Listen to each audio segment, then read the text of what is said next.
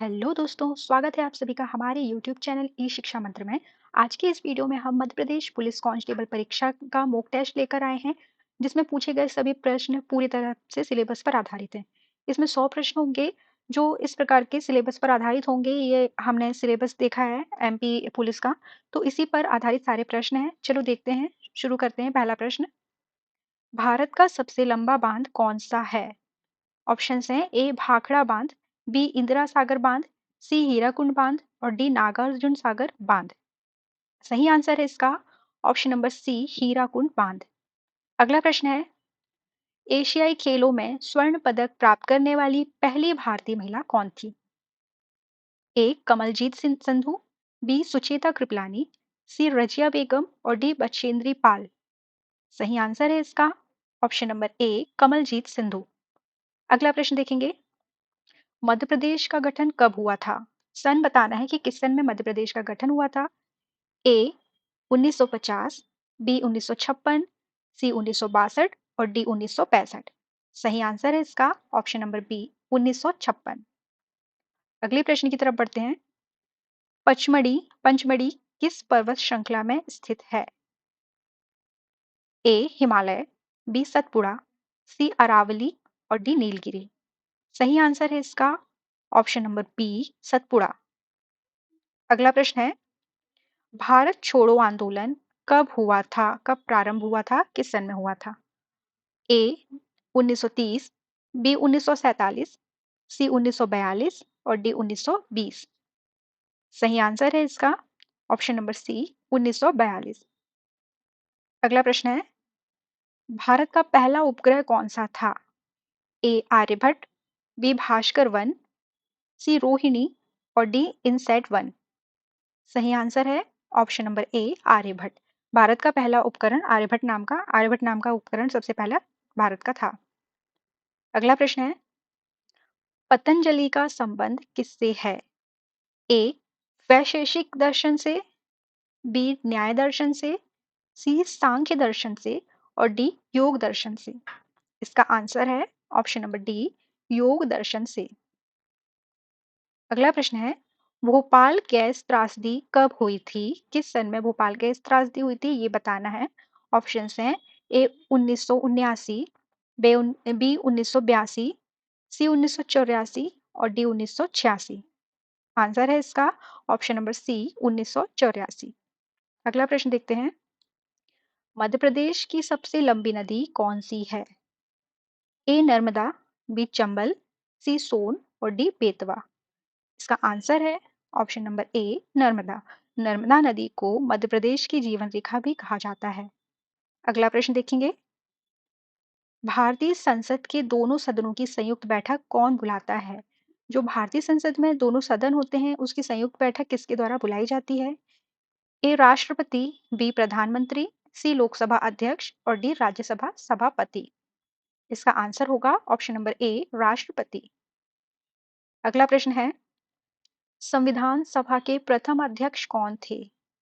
ए Jawaharlal Nehru, B doctor Rajendra Prasad, C doctor Bhimrao Ambedkar और D Vallabh Bhai Patel. इसका answer है option number B doctor Rajendra Prasad. अगला प्रश्न है, गरीबी हटाओ नारा किसने दिया था? किस महापुरुष ने, किस महान नायक ने गरीबी हटाओ नाम का नारा दिया था? A Mahatma Gandhi, B Lal Bahadur Shastri, C Indira Gandhi और डी नेहरू जवाहरलाल नेहरू जी। आंसर है इसका option number C Indira Gandhi. अगला प्रश्न है, नर्मदा नदी का उद्गम स्थान कहाँ है?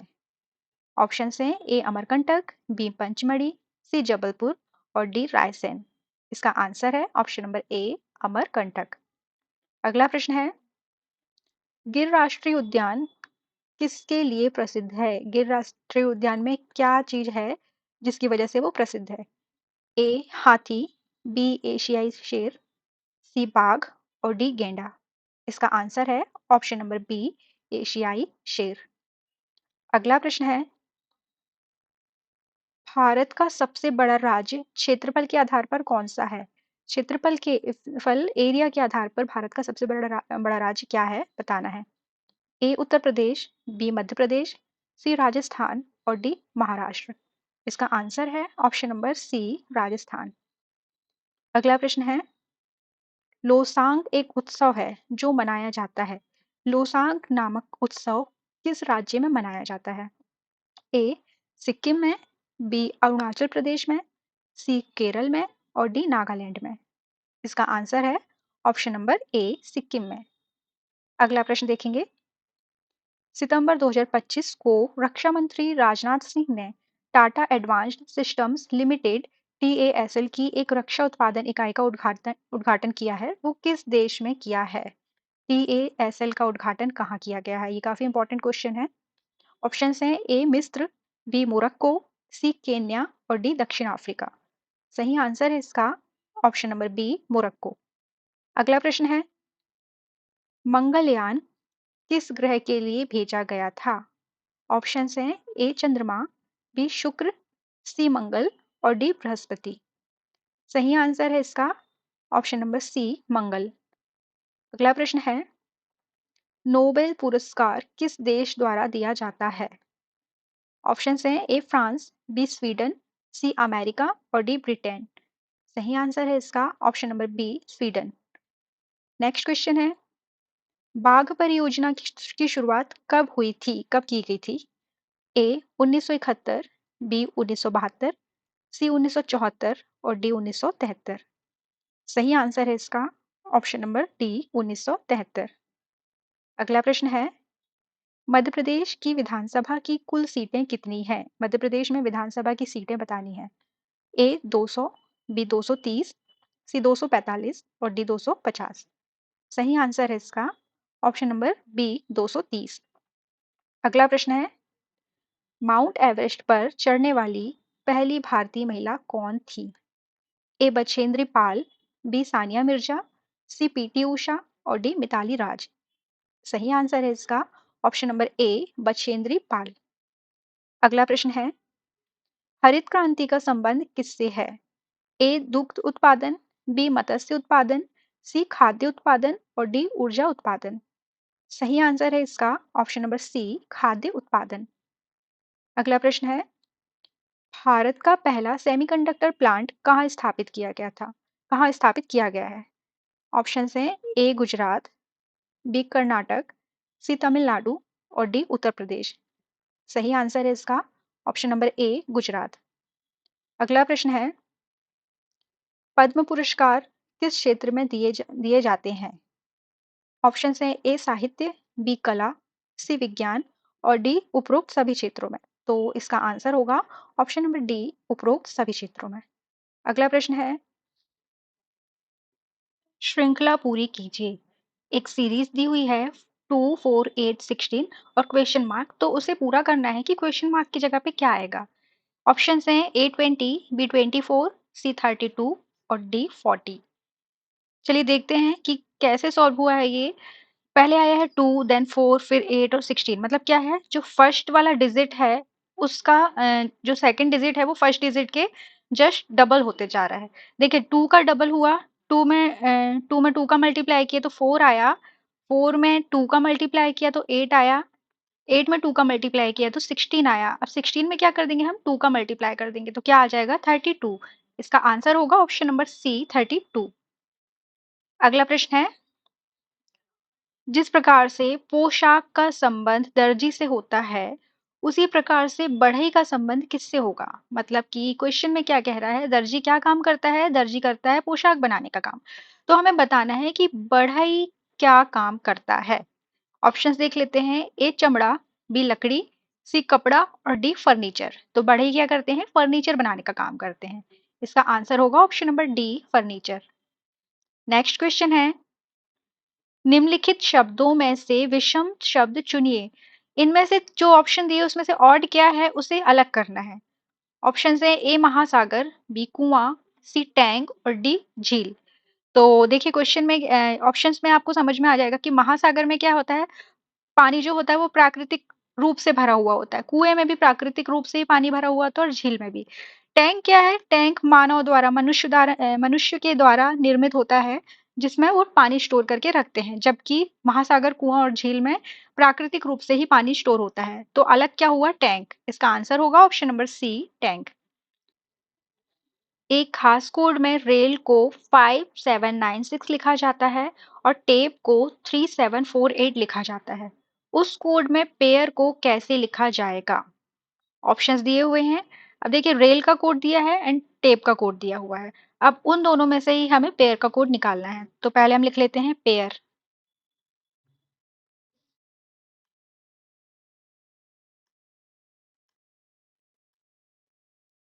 ठीक है, ये पेयर हो गया। अब देखेंगे पी कहाँ है? रेल में तो पी दिया नहीं है, टेप में पी दिया हुआ है। पी की वैल्यू क्या है यहाँ पर? 4। तो हम क्या लिख देंगे? 4। फिर आता है ए, तो ए रेल में भी दिया हुआ है और टेप में भी दिया हुआ है, और दोनों में ए की वैल्यू क्या है? 7 है। तो हम यहाँ पे लिख देंगे 7। फिर आता है आई। आई की वैल्यू क्या है? 9 है। और फिर आता है आर। आर की वैल्यू क्या है? 5 है। तो पेयर का कोड क्या है? पेयर को कैसा लिखा जाएगा? 4795। ऑप्शन नंबर ए इसका सही आंसर होगा, 4795। अगला प्रश्न है, एक महिला की ओर इशारा करते हुए राम ने कहा, वह मेरे भाई की माँ है। वह महिला राम के लिए कौन है? बहुत ही इजी क्वेश्चन है। ऑप्शंस दिए हुए हैं, ए बहन, बी माँ, सी चाची और डी भाभी। तो वो बोल रहा है कि कोई महिला है, मतलब कि ये राम है और ये एक महिला है। इसकी तरफ इशारा करके बोलता है राम कि ये जो है वो क्या है?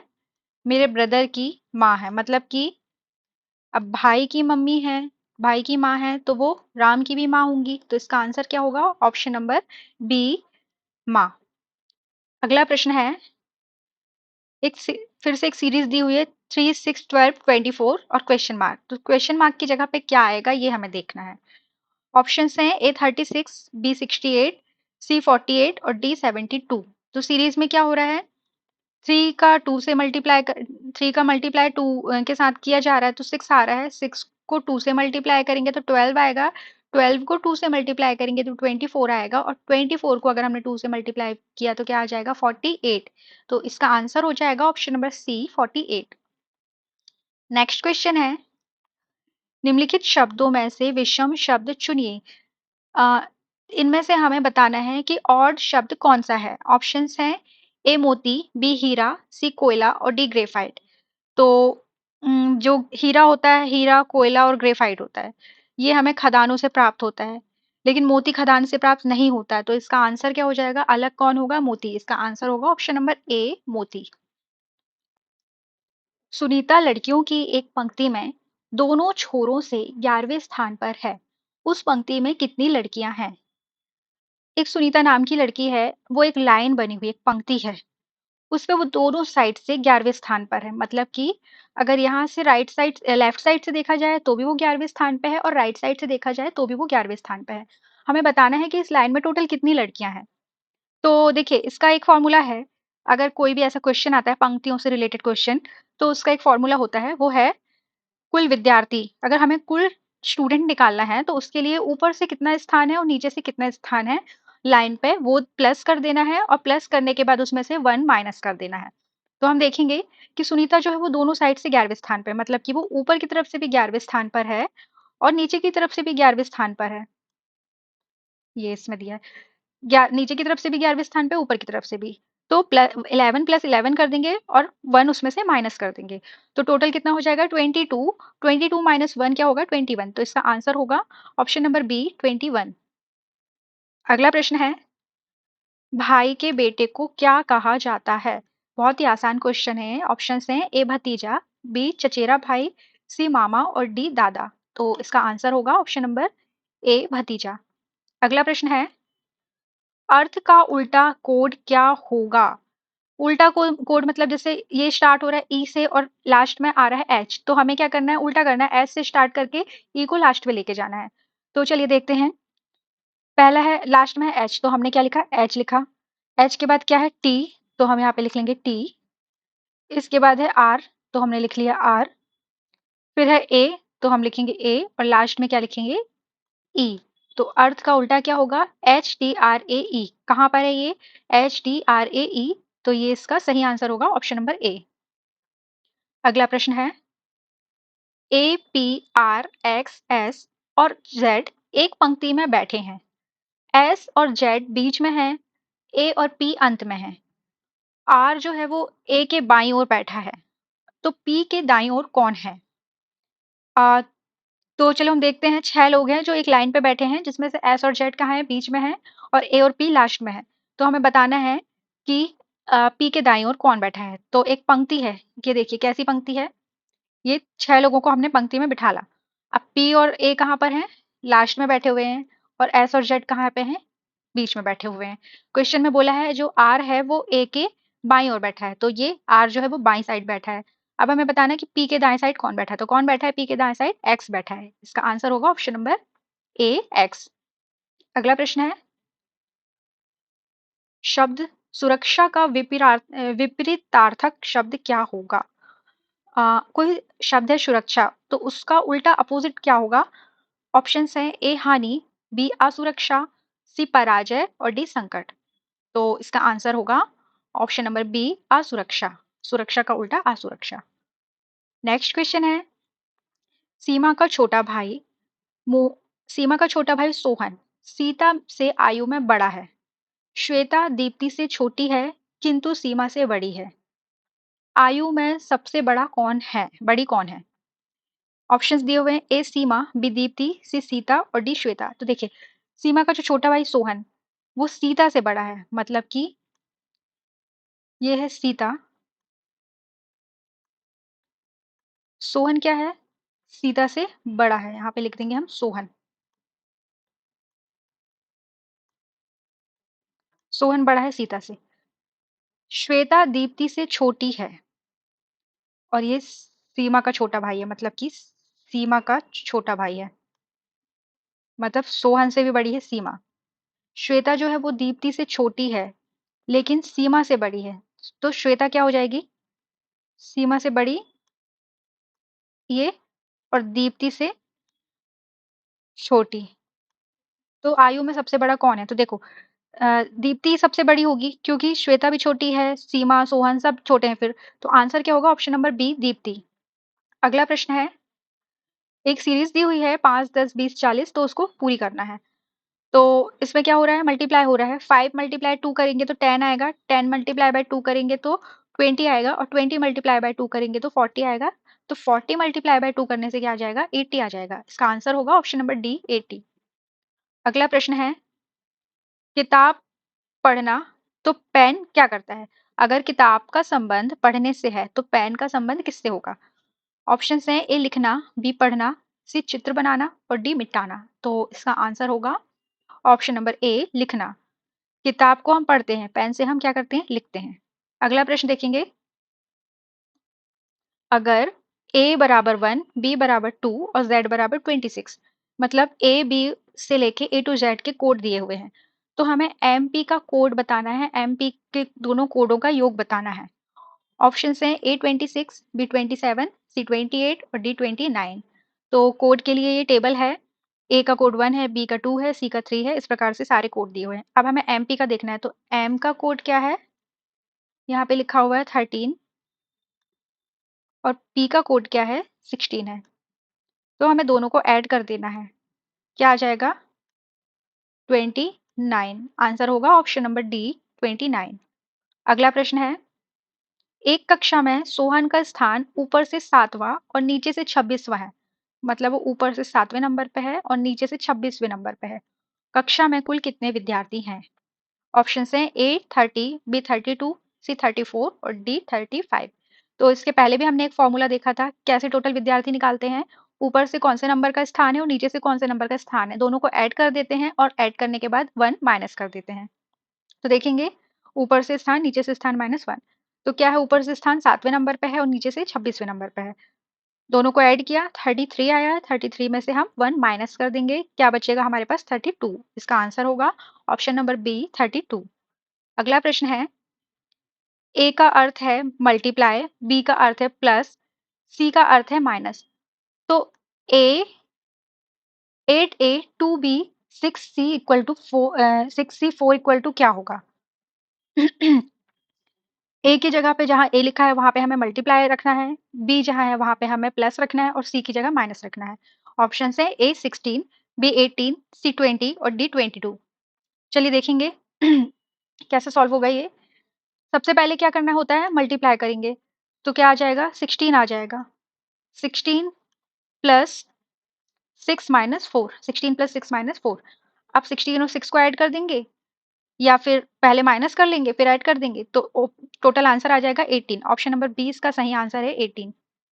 अगला प्रश्न है, यदि एक व्यक्ति पूर्व की ओर देख रहा है और 270 अंश दाहिने घूमकर, वह किस दिशा में होगा। कोई व्यक्ति है जो पूर्व की तरफ, पूर्व कहाँ है, इस साइड है, इस साइड उसका फेस है।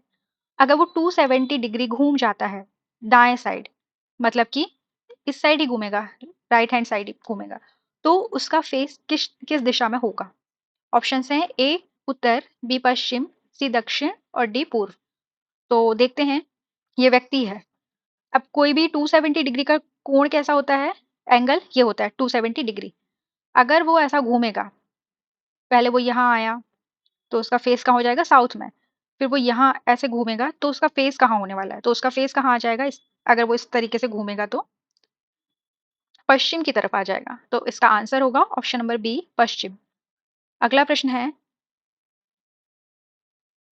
अगर plus equal to multiply, multiply equal two plus, minus की जगह भाग रखेंगे और भाग की जगह माइनस रखेंगे, तो 8/2 मल्टीप्लाई बाय 4 प्लस 6 - 3 की वैल्यू क्या होगी। हमें सभी सिंबल्स को चेंज करना है। भाग की जगह माइनस का, गुणा की जगह पे प्लस का, प्लस की जगह पे गुणा का और माइनस की जगह पे डिवाइड का साइन लगाना है। तो क्या वैल्यू होगी। ऑप्शन हैं ए 12, बी 20, सी 14 और डी 25। तो देखेंगे, हमने सारे सिंबल्स चेंज कर दिए। 8 - 2 plus 4 multiply by 6 divided by 3 किया। अब इसको हम सॉल्व कर लेंगे, बोडोमॉस का जो फॉर्मूला होता है, नियम होता है, उसके थ्रू इसको सॉल्व करेंगे। तो क्या आएगा हमारे पास, 14 आएगा। इसका सही आंसर होगा ऑप्शन नंबर सी 14। अगला प्रश्न है, दिए गए आरेख से शुरू के 3 वर्षों और आखिरी के 3 वर्षों में बेची गई कारों की कुल संख्या के बीच अंतर निर्धारित कीजिए। ये एक आरेख दिया हुआ है, इसमें शुरू के जो 3 वर्ष हैं उसके और आखिरी के 3 वर्ष में जो कारें बेची गई हैं उनके बीच में अंतर बताना है। ऑप्शंस हैं ए 1200, बी 200, सी 150 और डी 300। तो चलिए देखते हैं, 3 वर्ष, शुरू के 3 वर्ष क्या हुए, 2013 से लेके 2015। तो 2013 में कितनी कारें बेची गई, 2014 में कितनी बेची गई, 15 में कितनी बेची गई, इन तीनों को ऐड कर देना है। देखिए, पहले 3 वर्षों में बेची गई कारों की संख्या, 2013 में कितनी कारें बेची गई, 150, 150 लिखा। फिर 14 में 100, 100 लिखा और 2015 में बेची गई 250। तीनों को टोटल किया तो कितना आ गया, 500। शुरू के 3 वर्षों में बेची गई कारों की संख्या 500 है। फिर देखेंगे आखिरी के 3 वर्षों में बेची गई कारों की संख्या। तो 2016 में कितनी कारें बेची गई, 100 कारें, तो यहाँ आया 100। फिर 2017 में 300 कारें बेची गई और 2018 में भी 300 कारें बेची गई। टोटल कितना हो जाएगा, 700 रुपए। अब इन दोनों के बीच में अंतर निर्दिष्ट करना है, निर्धारित करना है। तो 700 में से हम 500 को माइनस कर देंगे, क्या आएगा हमारे पास, 200। तो इसका आंसर हो जाएगा ऑप्शन नंबर बी 200। अगला प्रश्न है, 5 मित्रों की औसत आयु 20 वर्ष है। यदि उनमें से एक की आयु 25 वर्ष है, तो शेष 4 की औसत आयु कितनी होगी। टोटल 5 मित्र हैं, उन पांचों की औसत आयु 20 वर्ष है। अगर एक की 25 है तो 4 की आयु हमें बताना है। ऑप्शंस हैं 18.75 वर्ष, बी 19 वर्ष, सी 20 वर्ष और डी 21 वर्ष। तो देखिए कैसे होगा सॉल्व। पहले तो अगर हम औसत आयु की बात करें तो औसत आयु कैसे निकालते हैं, जो भी कुल आयु है और मित्रों की संख्या है उसको डिवाइड कर, कुल आयु को डिवाइड कर देते हैं मित्रों की संख्या से, तो औसत आयु निकल जाती है। ठीक है, औसत आयु दी हुई है 20 वर्ष, ठीक है, 20 वर्ष दी है और मित्रों की संख्या भी दी गई है 5, लेकिन कुल आयु नहीं दी गई है। तो हम क्या करेंगे, और 20 बराबर कुल आयु बटे 5 कर लेंगे। अब 5 को यहाँ लेके आएंगे तो क्या हो जाएगा, कुल आयु कितनी हो जाएगी, मल्टीप्लाई करेंगे तो 100 वर्ष, 100 वर्ष हो जाएगी। ठीक है, तो ये पांचों की कुल आयु का योग हो गया 100 वर्ष। अब उसमें से एक की आयु 25 वर्ष है, तो हमने क्या किया, 25 वर्ष को क्या कर देंगे, 100 से माइनस कर देंगे। तो कितना बचेगा, 75 वर्ष बचेगा। मतलब कि जो 75 है वो 4 लोगों की औसत आयु है, एक की 25 है क्योंकि। अब 4 लोगों की हम औसत आयु निकाल लेंगे। कैसे निकालेंगे? कुल आयु, मतलब कि अब ये वाला जो मान आया है 75, हमें ये लिखना है और मित्रों की संख्या हमें क्या लिखना है? 4 लिखना है, क्योंकि पहले 5 थी लेकिन 1 को हमें हटा देना है, तो 5 में से 1 गए तो 4 बचे। तो 75 को डिवाइड करेंगे 4 से तो कितना आएगा हमारे पास? ऑप्शन नंबर ए 18.75 वर्ष, बाकी 4 दोस्तों की आयु, औसत आयु। अगला प्रश्न है, एक व्यापारी 1200 रुपए में वस्तु खरीदता है और उसे 25% लाभ पर बेच देता है, बिक्री का मूल्य क्या होगा? कोई भी व्यक्ति है जिसने 1200 में सामान खरीदा और उसने उतने में सामान बेचा कि उसे 25% का लाभ हुआ, तो हमें वस्तु का बिक्री मूल्य बताना है। ऑप्शन है ए 1400, बी 1450, सी 1500 और डी 1600। तो देखते हैं लाभ क्या होता है। क्रय मूल्य लाभ बराबर क्रय मूल्य का 25%। तो क्रय मूल्य कितना है? 1200, उसका 25% निकालेंगे तो क्या आएगा? 1200 मल्टीप्लाई 25/100, मतलब कि 1200 का गुणा करेंगे 25/100 में, तो क्या आ जाएगा? हमें 300 रुपए मिलेगा। ठीक है।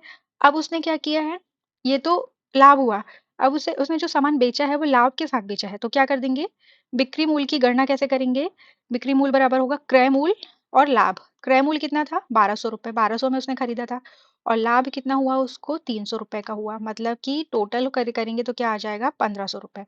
उसने जो भी सामान बेचा वो कितने में बेचा? 1500 रुपए में बेचा। इसका आंसर हो जाएगा ऑप्शन नंबर सी 1500। अगला प्रश्न है, यदि किसी परीक्षा में 60% छात्र पास हुए और 300 पास हुए तो कुल छात्र कितने थे? मतलब कि कोई एग्जाम में टोटल छात्र बैठे, उसमें से 300 पास हुए, लेकिन जो 300 बच्चे थे वो कितना था क्लास का? 60% था। तो हमें ये बताना है कि टोटल छात्र कितने थे। ए है 400, बी 450, सी 500 और डी 600। तो देखेंगे, माना कि कुल छात्रों की संख्या क्या है? एक्स है। एक्स बराबर क्या करेंगे? एक्स का 60% क्या है? 60 है, मतलब कि जो छात्र हैं उसका 60% 60 है, तो एक्स का हमें 60% निकालना है। एक्स का 60% क्या हो जाएगा? 300 निकालना है। इससे हमें एक्स की वैल्यू पता चल जाएगी। क्या हो जाएगा? X multiply 60 divided by 100 equal to 300, ये लिखा है ना। अब देखेंगे, इसको सॉल्व करेंगे तो क्या हो जाएगा? 60x equal to 300 multiply 100 divide कर लेंगे तो हमारे पास x की वैल्यू कितनी आ जाएगी? 500। मतलब कि क्लास में कितने छात्र थे? 500 छात्र थे, जिसमें से 60%, 60% में कितने छात्र होंगे? 300 पास हुए। तो इसका आंसर होगा ऑप्शन नंबर सी 500। अगला प्रश्न है, किसी कार्य को 12 आदमी 20 दिन में पूरा करते हैं, वही कार्य 15 आदमी कितने दिन में करेंगे? कोई भी एक काम है, उसको 12 लोग करते हैं तो 20 दिन लगता है। अगर उसमें 3 लोग और ऐड हो जाएंगे, 15 लोग आ जाएंगे, तो कितने दिन में पूरा करेंगे? ए 12 दिन, बी 16 दिन, सी 14 दिन और डी 18 दिन। देखते हैं इसका कैसे होगा। कुल कार्य बराबर क्या होगा? आदमियों की संख्या और दिनों की संख्या। तो आदमी कितने हैं? 12 आदमी और 20 दिन। तो क्या हो जाएगा? 12, हम देखेंगे ये होता है m1, एक फॉर्मूला है m1 d1 equal to m2 d2। m1 क्या हो जाएगा? जो हमें यहाँ पे दी हुई संख्या है 12, और d1 क्या हो जाएगा? 20। तो 12 गुणा 20 बराबर क्या हो जाएगा? m2 दिया हुआ है 15 और d2 हमें नहीं दिया हुआ है, तो d2 की वैल्यू हमें फाइंड करना है। तो ये हो जाएगा 12 गुणा 20 बराबर 15 गुणा d2। सॉल्व करेंगे इसको। d2 की वैल्यू क्या हो जाएगी? ये जो 15 है वो यहाँ आ जाएगा, तो क्या हो जाएगा? 12 मल्टीप्लाई 20 डिवाइडेड बाय 15। सॉल्व करेंगे इसका तो क्या आ जाएगा हमारे पास आंसर? 16 दिन। इसका सही आंसर होगा ऑप्शन नंबर बी 16 दिन। अगला प्रश्न है, दो संख्याओं का अनुपात 3:5 है, उनका योग 64 है, बड़ी संख्या क्या होगी? कोई भी दो संख्या दी हुई हैं जिनका अनुपात है 3:5 और टोटल अगर कर रहे हैं तो 64 आ रहा है। अब हमें दोनों संख्याएं पता करना है और दोनों में से बड़ी संख्या क्या है वो पता करना है। ऑप्शन हैं ए 36, बी 38, सी 44 और डी 40। देखेंगे कैसे सॉल्व होगा ये। माना कि दो संख्याएं कौन कौन सी है? एक संख्या है x और दूसरी संख्या है y। अनुपात देखेंगे, x अनुपात y बराबर क्या हो रहा है? 3:5, मतलब कि x by y equal to 3/5। और x प्लस y क्या हो रहा है? 64। पहले हमने x की वैल्यू निकाल ली यहाँ से x की वैल्यू क्या होगी? 3/5। अब x प्लस y क्या हो गया? 64 हो रहा है। हमें क्या करना है? x यहाँ पे, ये वाले x की जगह पे क्या कर देंगे? ये जो x की वैल्यू निकली है ना 3/5, ये वैल्यू रख देंगे। तो जब इसे सॉल्व करेंगे तो हमारे पास y की वैल्यू आ जाएगी। y की वैल्यू क्या आ जाएगी? 40। ठीक है, ये क्या है? किसकी वैल्यू है? y की। अब ये दो वो हैं हमारे पास समीकरण दिए हुए हैं। एक तो ये इक्वेशन था x by y equal to 3/5 और दूसरा था x plus y equal to 64। तो हमें y की वैल्यू को इन दोनों में से किसी भी एक जगह पुट कर देना है। तो हमने क्या किया, x प्लस वाई की जगह पे क्या कर दिया, x प्लस वाई की वैल्यू लिख दी 40 इक्वल टू 64। जब इसे सॉल्व करेंगे तो क्या आ जाएगा, x की वैल्यू 24 आ जाएगी। अब उसने क्या बोला है, क्वेश्चन में बोला गया है बड़ी संख्या क्या है, x की वैल्यू 24 है, y की वैल्यू 40 है। तो बड़ी संख्या कौन सी हुई, 40 हुई। इसका आंसर होगा ऑप्शन नंबर डी 40। अगला प्रश्न है, दो संख्याओं का लघुत्तम समापवर्तक 2079 है और उनका महत्तम समापवर्तक क्या है, 27 है। यदि एक संख्या 189 है तो दूसरी संख्या क्या होगी, ए 297, बी 584, सी 189 और डी 216। तो देखते हैं कैसे सॉल्व होगा। लघुत्तम समापवर्तक गुणा महत्तम समापवर्तक बराबर क्या होता है, पहली संख्या गुणा दूसरी संख्या। ठीक है, तो हमारे पास एक संख्या तो दी हुई है 189, लेकिन दूसरी संख्या नहीं दी हुई है, हमें दूसरी संख्या फाइंड करनी है। तो देखिए क्या है, लासा क्या दिया हुआ है 2079 और मासा क्या दिया हुआ है 27। तो हमने ये फॉर्मूला में लिख दिया 2079 multiply by 27 equal to 189 multiply by दूसरी संख्या। तो जब हम इसको सॉल्व करेंगे तो क्या हो जाएगा, दूसरी संख्या बराबर इसका मल्टीप्लाई डिवाइडेड बाय 189।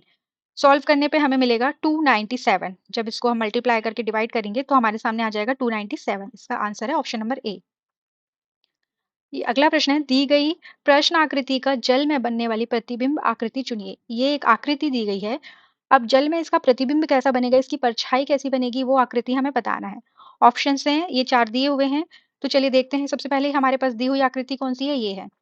अब जल में इसका प्रतिबिंब कैसा बनेगा, उल्टा बनेगा जस्ट। तो ये क्या हो जाएगी, ये वाला भाग जो है ये ऊपर की तरफ चला जाएगा और ये वाला भाग नीचे की तरफ चला जाएगा। तो देखिए जल में बनी बनी प्रतिबिंब क्या हो गया, बना प्रतिबिंब इस प्रकार का दिखाई देगा कुछ। ठीक है, ये जो है स्टार, एक सर्कल, स्क्वायर, तो ये इस प्रकार से आ जाएंगे, जगह चेंज हो जाएगी इनकी। तो अब हमें बताना है ये जो आकृति है ये किस ऑप्शन से मैच हो रही है।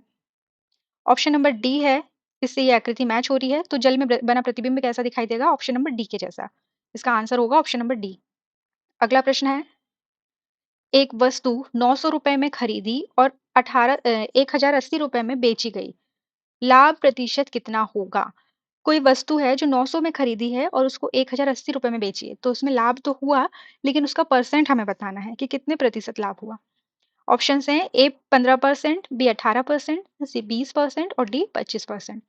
तो देखेंगे लाभ बराबर क्या होगा, विक्रय मूल्य माइनस क्रय मूल्य। तो उसमें कितने में बेचा, 1080 में बेचा और खरीदा कितने में, 900 में। तो ये हो गया लाभ, उसको 180 रुपए का क्या हो गया, लाभ हो गया। अब हमें लाभ का प्रतिशत निकालना है, तो लाभ का प्रतिशत निकालने का एक फॉर्मूला होता है, लाभ गुणा 100 बटे क्रय मूल्य। मतलब कि जो भी लाभ हुआ है उसमें 100 का गुणा करेंगे और जो भी क्रय मूल्य है, खरीदा हुआ मूल्य है, उसको डिवाइड कर देंगे। तो देखिए आंसर क्या आ जाएगा, 20%। इसका आंसर होगा ऑप्शन नंबर सी 20%। अगला प्रश्न है, यदि 3x plus 5y equal to 14 और x multiply by y equal to 6, तो 9x square plus 25y square का मान कितना होगा। ऑप्शन हैं ए 182, बी 16, सी 14 और डी 20। चलिए देखते हैं कैसा है। 3x प्लस, अगर हम ये जो हमारे पास एक इक्वेशन दी हुई है, एक समीकरण दिया हुआ है, अगर हम समीकरण में दोनों तरफ क्या कर दें, वर्ग कर दें, ठीक है, तो क्या बन जाएगा, ये फॉर्मूला एक फॉर्मूला की तरह से दिखाई दे रहा है। कौन सा फॉर्मूला, ए प्लस बी का होल स्क्वायर बराबर क्या होता है, A square plus B square plus 2ab। मतलब इसको हमने मान लिया ए और इसको हमने मान लिया बी, ये एक फॉर्मूला बन गया। अब ए स्क्वायर क्या होगा, 3x का स्क्वायर प्लस 5y का स्क्वायर प्लस 2ab, मतलब कि 2 मल्टीप्लाई 3x मल्टीप्लाई 5y। इसको जब हम सॉल्व करेंगे तो हमें क्या मिलेगा, 9x स्क्वायर, मतलब कि 3 का स्क्वायर करेंगे तो 9 आएगा और x का स्क्वायर x आएगा, 5 का स्क्वायर करेंगे तो 25 आएगा और y का y स्क्वायर ही आ जाएगा। ठीक है, फिर 3x 5y और मैं 2 का मल्टीप्लाई करेंगे। ठीक है, तो एक फॉर्मूला बना और ये जब 14 का स्क्वायर करेंगे तो 196 आएगा। जब इसको हम सॉल्व करते हैं, यहाँ पे एक्स वाई की जगह हमने क्या वैल्यू रखी, 6 वैल्यू रखी। अभी रखेंगे 6 की वैल्यू, ये सब इसको सॉल्व किया तो ये 3xy आया। ठीक है, अब x5 की वैल्यू क्या दी हुई, 6 दी हुई है, तो हमें यहाँ पे इसकी जगह पे क्या रख देना है, 6 रख देना है। ये रख दिया, 6 का मल्टीप्लाई कर दिया 30 में, जब किया तो 180 आया। अब क्या करेंगे, 180 को यहाँ पे लेकर आएंगे 196 के बाजू में, तो क्या हो जाएगा, ये माइनस में हो जाएगा। तो क्या आएगा, 9x square plus 25y square equal to 196 minus 180। अब 180 को 196 से 180 को माइनस करेंगे तो क्या बचेगा, 16 बचेगा। इसका आंसर हो जाएगा option number B, 16। Next question है, एक व्यक्ति 5 घंटे में 20 किलोमीटर चलता है, उसकी औसत चाल क्या है। औसत चाल हमें बताना है किसी व्यक्ति की जो 5 घंटे में 20 किलोमीटर चल सकता है। ए 3 किलोमीटर पर आवर प्रति घंटा, बी 4 किलोमीटर प्रति घंटा, सी 5 किलोमीटर प्रति घंटा और डी 6 किलोमीटर प्रति घंटा। क्या होता है फॉर्मूला, औसत चाल बराबर क्या होती है, कुल दूरी बटे समय। हमें औसत चाल ज्ञात करनी है, कुल दूरी कितनी तय कर रहा है वो 20 किलोमीटर और समय कितना लग रहा है 5 घंटे। तो औसत चाल में हमने फॉर्मूले में ये वैल्यू पुट कर दी 20/5, तो क्या आ जाएगा 4 किलोमीटर प्रति घंटा। ऑप्शन नंबर 20 का सही आंसर होगा। अगला प्रश्न है, दी गई आकृति में त्रिभुजों की संख्या ज्ञात कीजिए। कितने त्रिभुज हैं ये हमें बताना है आकृति में। ये त्रिभुज दिया हुआ है, ठीक है। ऑप्शंस दिए हुए हैं A14, B10, C12 और D8। तो देखिए कैसे सॉल्व होगा। अब हम कैसे इसको काउंट करेंगे, क्योंकि अगर नॉर्मली काउंट किया तो 1 2 3 4 5 ही त्रिभुज दिख रहे हैं। अब हमें इसके लिए भी एक फॉर्मूला होता है। क्या होता है, n multiply n+1 divided by 2। अब n क्या होगा, n होता है 4। 4 कैसे समझ में आएगा, अगर एक ही आधार पर जो त्रिभुज बने हैं वो होते हैं n, तो इस आधार पे कितने त्रिभुज बने हैं हुए 1 2 3 और 4। ठीक है, तो हमने क्या लिख दिया, n की जगह वैल्यू रख दिया 4 मल्टीप्लाई बाय 4+1 डिवाइडेड बाय 2। जब इस फॉर्मूले में वैल्यू को पुट करके सॉल्व करेंगे तो हमारे पास क्या आंसर आएगा, 10। इसका आंसर होगा ऑप्शन नंबर बी, 10। इस त्रिभुज में, ये आकृति में कितने त्रिभुज बने हुए हैं, 10 त्रिभुज हैं। अगला प्रश्न है, एक तार एक वर्ग के आकार का है और वर्ग की भुजा की लंबाई 15 सेंटीमीटर है। यदि तार को एक वृत्त के रूप में मोड़ा जाए तो वृत्त का व्यास क्या होगा, ज्ञात कीजिए। ऑप्शंस हैं, ए 9.55 सेंटीमीटर, बी 60 सेंटीमीटर, सी 19.1 सेंटीमीटर, डी 38.2 सेंटीमीटर। चलो देखते हैं। एक तार है ना, अभी वो किस के वर्ग के शेप में है। ठीक है, वर्ग की भुजा की लंबाई 15 है, एक भुजा की लंबाई। अगर हम इसे क्या कर देंगे, इसी तार को ऐसे सर्कल के रूप में मोड़ दिया जाएंगे तो हमें इसका व्यास बताना है। व्यास क्या होता है, त्रिज्या का डबल होता है। जो केंद्र से एक परिधि के बीच की दूरी त्रिज्या कहलाती है और एक परिधि से दूसरी परिधि के बीच की दूरी जो केंद्र को काट के जा रही है उसे हम व्यास कहते हैं, या त्रिज्या का 2 गुना क्या कहलाता है, व्यास कहलाता है। चलिए देखते हैं। वर्ग की भुजा की लंबाई दी हुई है 15 सेंटीमीटर, ठीक है। अब वर्ग का परिमाप क्या होता है, 4a, मतलब कि 4 गुणा जो भी भुजा की लंबाई है वो। तो हमने पहले वर्ग का परिमाप निकाल लिया, कितना आया वर्ग का परिमाप, 4 गुणा 15 करेंगे तो हमें मिलेगा 60। ठीक है, ये वर्ग का परिमाप हुआ। अब क्या बोल रहे हैं, उससे वृत्त बनाया गया है। वृत्त का परिमाप क्या होता है, वृत्त का परिमाप और वर्ग का परिमाप क्या है, दोनों बराबर है, क्योंकि जो तार है पहले उससे वर्ग बना था और अब उससे वृत्त बना हुआ है। ठीक है, तो वर्ग का परिमाप तो हमें मिल गया है 60। वृत्त का परिमाप क्या होता है, 2πr। ठीक है, पाई की वैल्यू सभी को पता है 22/7 होती है। और आर क्या है, आर त्रिज्या है। हमें पहले आर फाइंड करना है, जब हम आर की वैल्यू फाइंड कर लेंगे तभी हम व्यास फाइंड कर पाएंगे। तो पाई की वैल्यू 22/7 होती है, लेकिन उसको अगर पॉइंट में लिखेंगे तो 3.14 होता है। तो 2 multiply by 3.14 multiply by R equal to 60। जब हम सॉल्व करेंगे तो आर की वैल्यू क्या आ जाएगी, 9.55। ये आर की वैल्यू आ जाएगी। ठीक है, अब जो व्यास होता है वो दुगुना होता है, तो हमने क्या किया, वृत्त का व्यास बराबर 2 गुणित त्रिज्या। त्रिज्या क्या आई है, 9.55। 9.55 में हम 2 का मल्टीप्लाई करेंगे तो हमें क्या मिलेगा, ऑप्शन नंबर सी 19.1 सेंटीमीटर। ये वृत्त का व्यास है। अगला प्रश्न है, पी क्यू और आर एक कार से यात्रा करते हैं, है ना। पी पहले घंटे के दौरान 40 किलोमीटर प्रति घंटा की औसत चाल से कार चलाता है। क्यू अगले 2 घंटे के दौरान 50 किलोमीटर प्रति घंटा की औसत चाल से कार चलाता है। और जो आर है 3 घंटे के लिए 60 किलोमीटर प्रति घंटा की औसत चाल से कार चलाता है। यदि वे ठीक 6 घंटे बाद अपने गंतव्य पर पहुंचते हैं तो उनकी औसत चाल लगभग ज्ञात कीजिए। ठीक है, 3 दोस्त हैं, तीनों अलग अलग बारी बारी से कार चलाते हैं। पहले पी चलाता है 1 घंटे के लिए, फिर क्यू चलाता है 2 घंटे के लिए और फिर आर चलाता है 3 घंटे के लिए। तो अब हमें उनकी औसत चाल ज्ञात करनी है। चलिए देखते हैं। गति बराबर क्या होता है? दूरी बटे समय। इसको चाल भी बोल सकते हैं। चाल बराबर दूरी बटे समय, या गति बराबर दूरी बटे समय। ठीक है।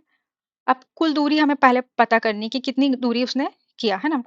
तो P के द्वारा तय की गई दूरी प्लस Q के द्वारा तय की गई दूरी प्लस R के द्वारा तय की गई दूरी, तीनों के द्वारा तय की गई दूरी को जब हम जोड़ देंगे तो हमें कुल दूरी मिल जाएगी। क्या हुआ? कुल दूरी बराबर 320 किलोमीटर। ठीक है, ये हो गई कुल दूरी। अब हम देखेंगे गति क्या हुआ, मतलब अब हम ये जो दूरी तो हमें मिल गई 320 किलोमीटर, समय हमें सबको पता है 6 घंटे लगे। तो अब हमें क्या करना है? चाल पता करना है। तो चाल बराबर क्या होता है? दूरी बटे समय। तो दूरी कितनी है? 320, और चाल कितनी है? 6 किलोमीटर, वो 6 घंटे, सॉरी, समय। जब इसको सॉल्व करेंगे तो क्या आ जाएगा? 53.33। इसका आंसर होगा ऑप्शन नंबर डी, 53.33 किलोमीटर प्रति घंटा। अगला प्रश्न है, ए और बी मिलकर 10 दिन में कार्य करते हैं। बी अकेले वही कार्य 15 दिन में करता है। ए अकेले कार्य कितने दिन में करेगा? ऑप्शंस हैं, ए 20 दिन, बी 25 दिन, सी 30 दिन और डी 35 दिन। तो देखते हैं, ए और बी दोनों मिलके अगर कार्य कर रहे हैं तो 10 दिन लग रहा है, और बी अकेले 15 दिन में कार्य कर रहा है, तो हमें ए अकेले कितने दिन में करेगा ये बताना है। चलिए देखते हैं। बी के द्वारा एक दिन में किया गया कार्य, वो एक कार्य को 15 दिन में कर रहा है, तो एक दिन में कितना कार्य करेगा वो? 1/15। ये बी ने एक दिन में किया। ठीक है। फिर ए के द्वारा एक दिन में किया गया कार्य, माना कि ए किसी कार्य को एक्स दिन में करता है। ठीक है, क्योंकि हमें ए का कार्य नहीं दिया हुआ है, ए का कार्य हमें पता करना है। तो ए किसी कार्य को अगर एक्स दिन में कर रहा है, तो एक दिन में वो कितना काम करेगा? 1/x करेगा। ठीक है। अब ए और बी दोनों मिलके कितना काम कर रहे हैं? एक एक दिन में अगर करेंगे तो 1/10 करेंगे। चलो अब देखते हैं क्या हो रहा है इसका। एक ए और बी दोनों मिलके कर रहे हैं, तो ए का कार्य कितना निकाला हमने? 1/1/x। तो ये ए का कार्य हो गया। बी का कार्य एक दिन का कितना हो गया? 1/15। तो 1/15 हो गया, और दोनों मिलके कितना काम कर रहे हैं? 1/10 कर रहे हैं, तो यहाँ पर हो गया 1/10। अब इनको ऐड कर लेंगे और सॉल्व कर लेंगे। क्या हो जाएगा? 1/x बराबर क्या हो जाएगा? 1/10 माइनस 1/15। इसको हम यहाँ लेके आ जाएंगे 1/15 को, तो माइनस 1/15 हो जाएगा। सॉल्व किया इसे, लघुत्तम समापवर्तक लासा लिया, इन लोग का एलसीएम लिया, 30 आया, है ना? तो 1/x इक्वल टू 3 माइनस 2/30। जब सॉल्व करेंगे तो 1/x इक्वल टू 1/30 हो जाएगा। तो x बराबर क्या हो जाएगा? 30 हो जाएगा ओनली। तो a का कार्य हमने क्या माना था कि a कोई कार्य x दिनों में कर रहा है, मतलब कि x की वैल्यू आई 30, तो a किसी काम को कितने दिनों में करेगा? 30 दिनों में करेगा। इसका आंसर होगा ऑप्शन नंबर सी, 30। अगला प्रश्न है, एक नाव 60 किलोमीटर धारा के साथ 3 घंटे में और धारा के विपरीत 5 घंटे में जाती है। नाव की स्थिर जल में गति क्या है? नाव की जो गति है वो धारा के साथ अगर देखी जाए तो 60 किलोमीटर मतलब है प्रति घंटे, और अगर तो 3 घंटे में जा रही है, लेकिन अगर विपरीत दिशा में देखी जाए तो वो 5 घंटे में वापस आ रही है। तो हमें स्थिर जल में नाव की गति पता करनी है।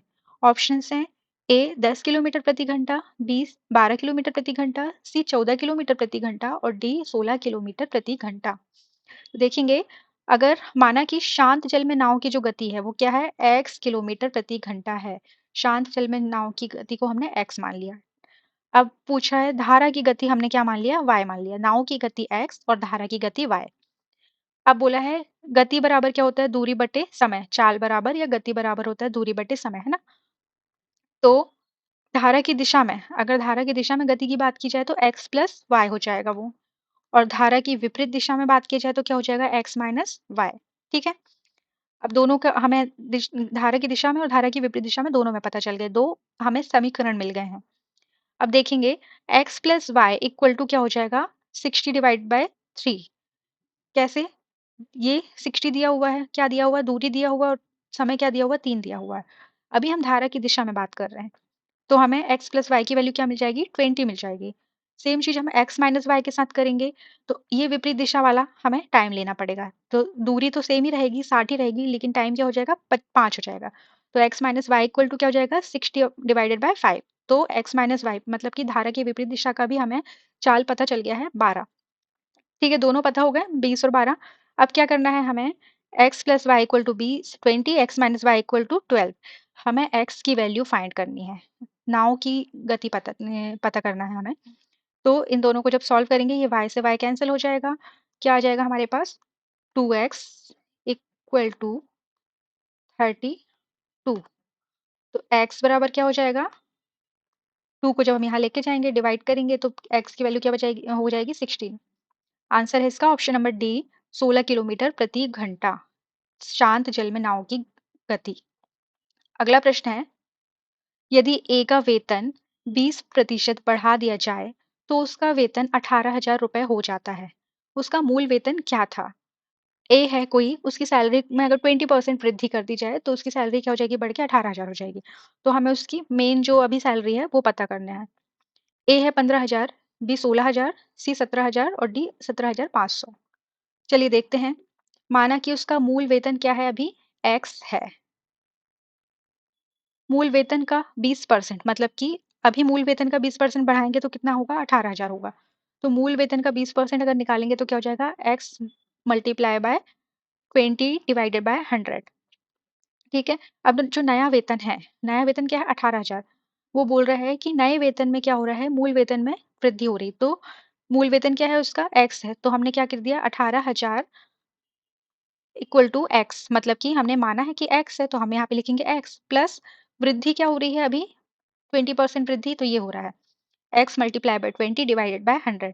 जब इसको सॉल्व कर लेंगे तो आ जाएगा 18,000 multiply by 100 equal to 120x। Solve किया तो हमारे पास क्या, x की वैल्यू क्या आ जाएगी, 15,000 रुपए। सही आंसर होगा इसका ऑप्शन नंबर ए, 15,000। अगला प्रश्न है, एक वस्तु का क्रय मूल्य 250 रुपए है, उस पर 15% लाभ कितने का होगा? अगर किसी ने एक व्यक्ति ने कोई वस्तु 250 की खरीदी है, उसको अगर 15% लाभ पर वो बेचना है, ये क्या, तो उसको लाभ कितना होगा, कितने रुपए का लाभ होगा? ए 35, बी 37.5, सी 40 और डी 42.5। देखते हैं इसका। 250 का 15% क्या है, तो 250 multiply by 15 divided by 100। Solve करेंगे इसको तो क्या आ जाएगा, 37.5। इसका आंसर होगा ऑप्शन नंबर बी। अगला प्रश्न है, एक घनाभ की लंबाई, चौड़ाई और ऊंचाई क्रमशः 27 सेंटीमीटर, 18 सेंटीमीटर और 21 सेंटीमीटर है। घनाभ से 3 सेंटीमीटर भुजा वाले कितने घन काटे जा सकते हैं? कोई घनाभ दिया हुआ है, उसकी ऊंचाई लंबाई चौड़ाई तीनों दी हुई है। अब उसमें से 3-3 सेंटीमीटर के घन कट करने हैं तो कितने घन उससे काटे जा सकेंगे?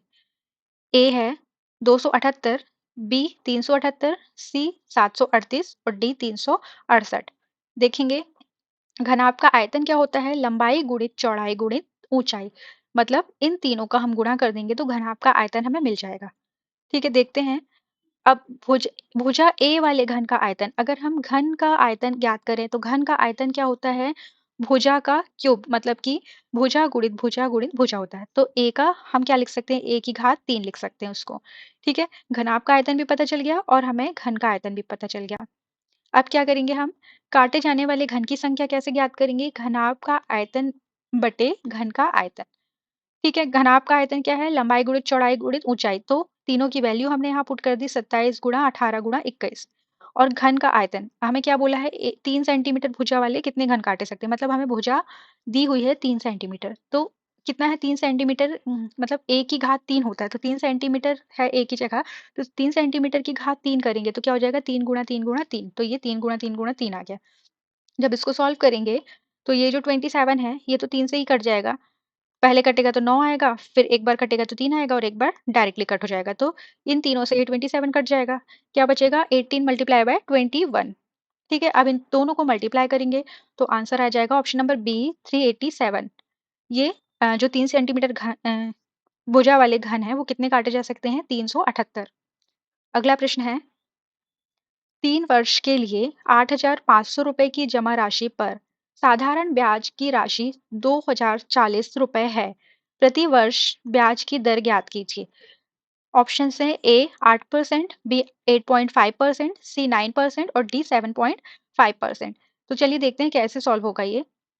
साधारण ब्याज का सभी को फॉर्मूला पता है, मूलधन गुणित दर गुणित समय बटे 100। तो मूलधन क्या दिया हुआ है, 8,500 और समय भी दिया हुआ है 3 वर्ष, लेकिन दर नहीं दिया हुआ है, दर हमें ज्ञात करना है। और जो साधारण ब्याज की राशि है वो भी दी हुई है 2040 रुपए। तो इनकी जगह पे हम वैल्यू पुट कर देंगे 2040 बराबर 8500 गुणा दर को क्या बोला है, आर बोला है, आर गुणा 3 डिवाइडेड बाय 100। जब सॉल्व करेंगे तो वैल्यू क्या आ जाएगी, 8%। ठीक है, इसका आंसर हो जाएगा ऑप्शन नंबर ए, 8%। निम्नलिखित में से किसे सामान्यतः तालाब रेशम के नाम से जाना जाता है? ये साइंस का क्वेश्चन है। क्या है जो तालाब रेशम के नाम से जाना जाता है? A yeast, B rhizopus, C ulothrix और डी स्पाइरोगायरा। इसका आंसर होगा ऑप्शन नंबर डी, स्पाइरोगायरा। अगला प्रश्न है,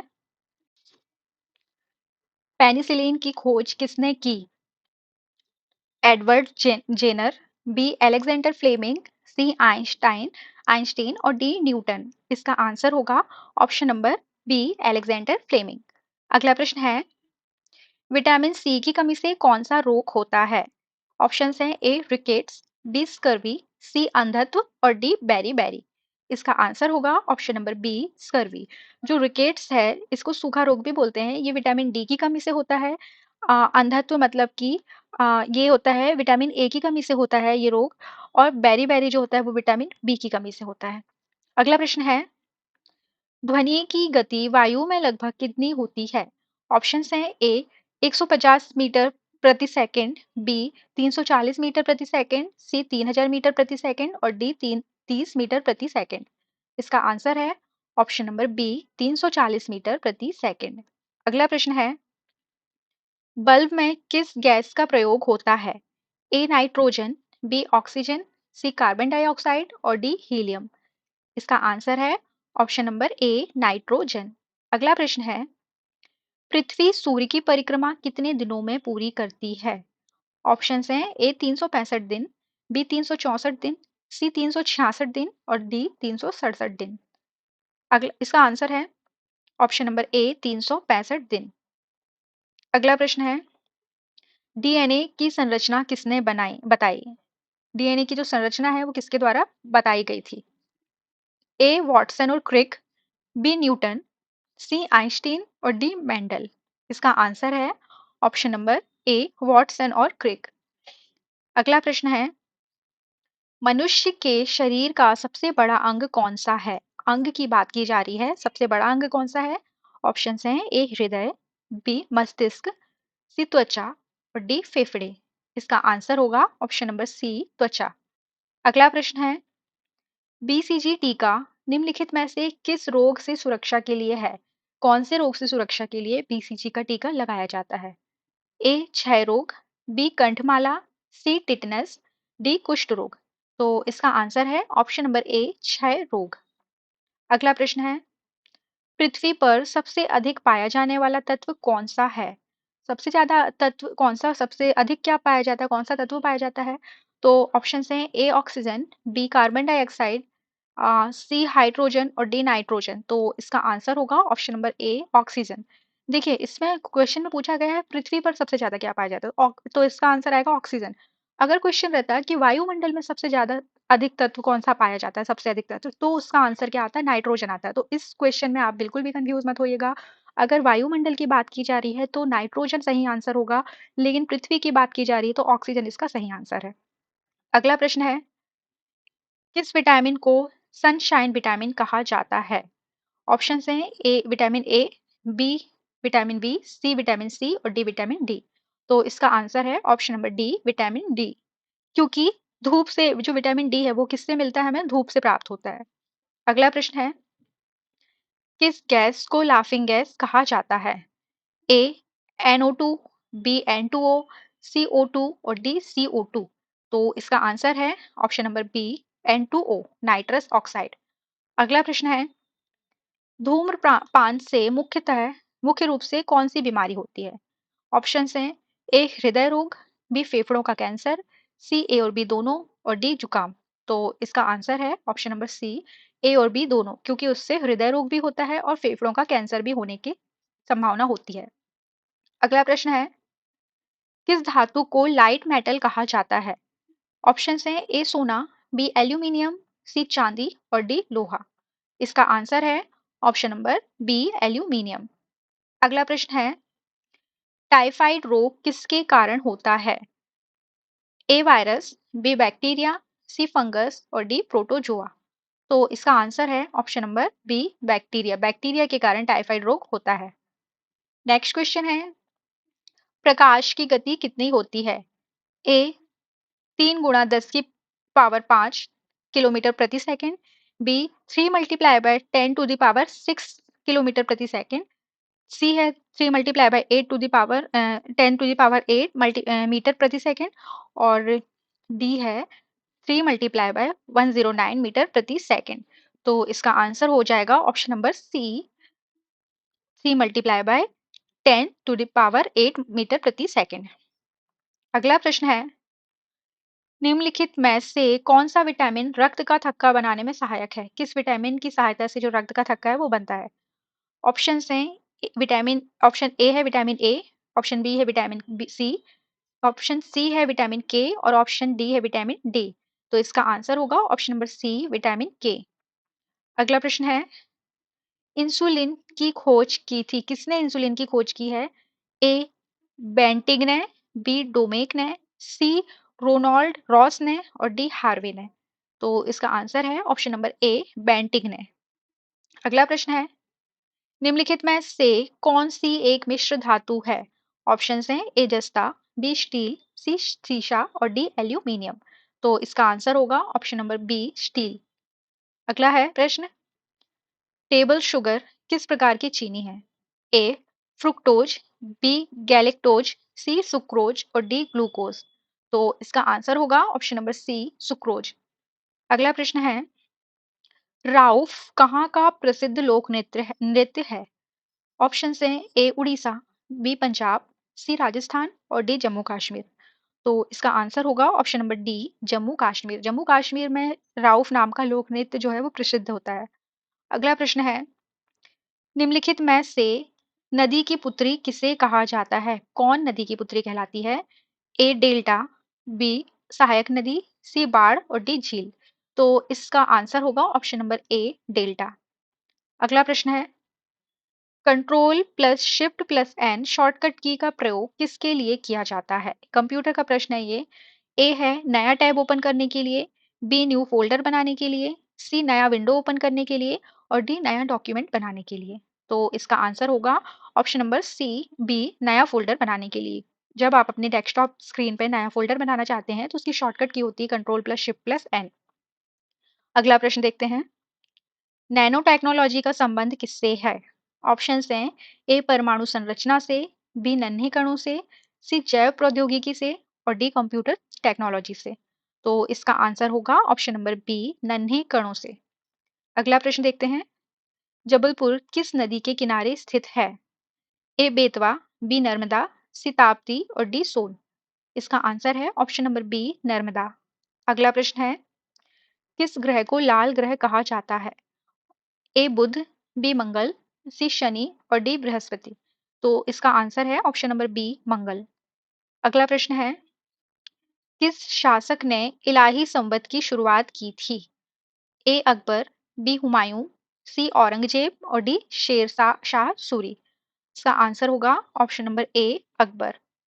अगला प्रश्न है, पावर ट्रांसफॉर्मर की कार्यप्रणाली का सिद्धांत किस नियम पर आधारित है? ए फैराडे के नियम, बी हुक का नियम, सी न्यूटन का नियम और डी आइंस्टाइन का सिद्धांत। इसका आंसर है ऑप्शन नंबर ए फैराडे का नियम। अगला प्रश्न देखते हैं, वॉशिंग मशीन किस सिद्धांत पर कार्य करती है? ए अपकेंद्रीय, बी अभिकेंद्रीय, सी उपरोक्त दोनों और डी इनमें से कोई नहीं। तो इसका आंसर होगा ऑप्शन नंबर ए अपकेंद्रीय। अगला प्रश्न है, किस भारतीय खिलाड़ी को हॉकी का जादूगर कहा जाता है? A Milkha Singh, B major Dhyanchand, C PT Usha और डी कपिल देव। इसका आंसर होगा option number B major Dhyanchand. अगला प्रश्न है, मध्य प्रदेश का राजकीय वृक्ष कौन सा है? ए पीपल, बी वट वृक्ष, सी साल और डी बरगद। इसका आंसर है ऑप्शन नंबर डी बरगद। अगला प्रश्न देखते हैं, यदि ए अनुपात बी बराबर 6:7 और बी अनुपात सी बराबर 8:9, तो ए अनुपात बी किसके बराबर, ए अनुपात सी किसके बराबर होगा? ऑप्शन हैं ए 16:21, बी 6:9, सी 27:28 और डी 1:2। देखते हैं कैसे सॉल्व होगा ये। ए अनुपात बी मतलब ए बाय बी बराबर क्या हुआ 6/7, बी बाय सी हो जाएगा 8/9, B by C equal to 8/9। ठीक है, अब क्या होगा, ए बाय सी क्या होता है, ए बाय सी बराबर क्या कर देंगे हम दोनों का मल्टीप्लाई कर देंगे, ए अनुपात बी मल्टीप्लाई बाय बी अनुपात सी इक्वल टू ए अनुपात सी हो जाएगा। ठीक है, अब ए बाय बी और बी बाय सी की वैल्यू रख देंगे, जब इनको सॉल्व करेंगे तो आंसर क्या आ जाएगा हमारे पास 48/63। जब इसको हम कट करेंगे तो हमारे पास आएगा ऑप्शन नंबर ए 16/21 इसका आंसर। ए अनुपात बी सी की वैल्यू क्या हो जाएगी 16:21। अगला प्रश्न है, दी गई आकृति में अधिकतम वर्गों की संख्या ज्ञात करनी है। एक आकृति दी गई है, इसमें कितने वर्ग हैं ये हमें बताना है। ऑप्शंस हैं ए 9, बी 10, सी 14 और डी 15। तो चलिए देखते हैं कैसे सॉल्व होगा ये। सबसे पहले रो और कॉलम को गिनते हैं।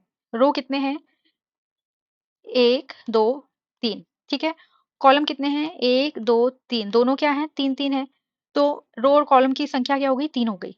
अब क्या करेंगे, अब ए 1 से 3 तक सभी संख्याओं का वर्ग करके सभी को जोड़ देंगे।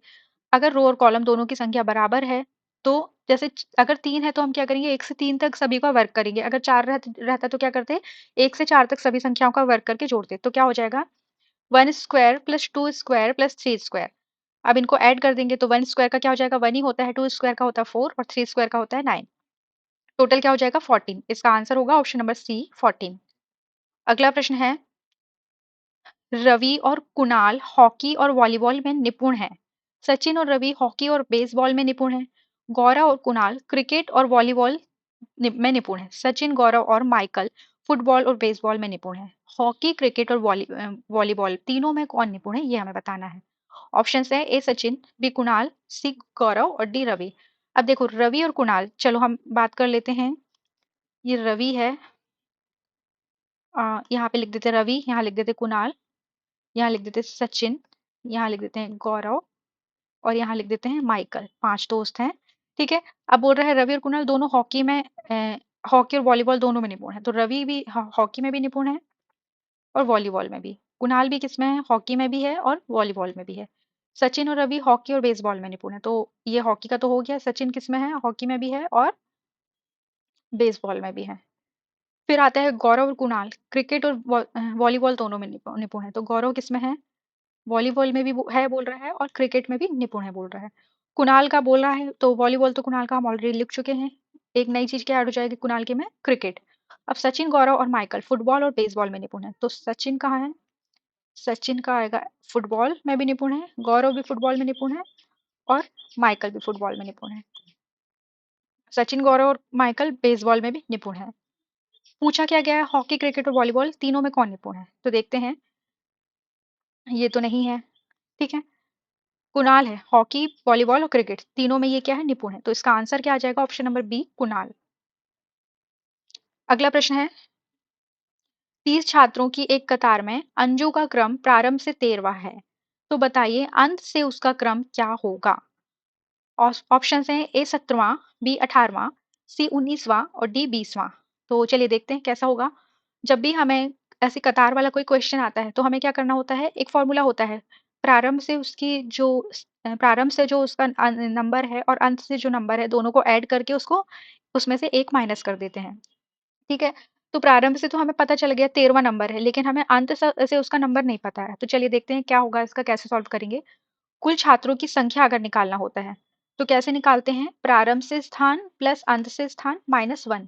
अब हमें कुल छात्रों की संख्या दी हुई है, ऑलरेडी 30 दी हुई है और प्रारंभ से स्थान दिया हुआ है, हमें अंत से स्थान पता करना है। तो देखिए क्या हुआ, 30 छात्रों की संख्या, प्रारंभ से स्थान 13वां, अंत से स्थान हमें पता नहीं है और -1। तो जब हम इसको सॉल्व करेंगे तो 13वां 13 में से 1 गया तो क्या जाएगा 12, 30 बराबर 12 प्लस अंत से स्थान। अब हम 12 को क्या कर लेंगे, यहाँ लेके आ जाएंगे, तो क्या हो जाएगा अंत से स्थान बराबर 30 माइनस 12। सही आंसर हो जाएगा ऑप्शन नंबर बी 18। अंत से स्थान क्या है उसका 18वां है। सही आंसर है ऑप्शन नंबर बी।